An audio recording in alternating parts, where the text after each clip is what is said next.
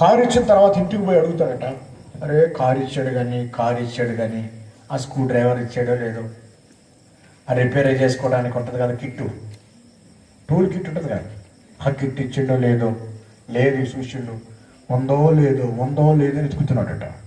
ఒకడు అంతలోకి వచ్చానాడట, అరే కారు ఇచ్చినోడు స్క్రూ డ్రైవర్ ఇక తన సొంత కుమారుని నీ కోసం ఇచ్చిన దేవుడు నీ ప్రార్థన ఎందుకు, నీ అవసరాలు ఎందుకు అనుగ్రహించాడు? ప్రభు నా కోసం క్రీస్తు ఇచ్చినావు, కానీ నాకు స్కాలర్షిప్ ఇస్తావా, నాకు సీట్ ఇస్తావా, నాకు ఉద్యోగం ఇస్తావా, ప్రభు ఇస్తావా? అరే ఆయనే ఇచ్చినోడు, ఇదెందుకు ఇడు? కానీ నువ్వు ఆయన్ని తీసుకున్నావా లేదనేదే ప్రశ్న.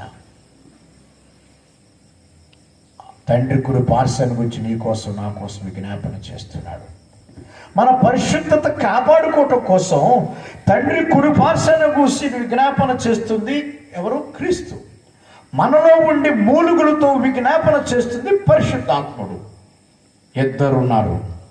నీలో ఉండి విజ్ఞాపన చేస్తుంది పరిశుద్ధాత్ముడు, మన పక్షమున ఉండి విజ్ఞాపన తండ్రి కృపార్సన కూర్చొని విజ్ఞాపన చేస్తుంది క్రీస్తు ప్రభు. అయితే మూడవది నువ్వు విజ్ఞాపన చేస్తే ఎందుకు అనుగ్రహించాడు?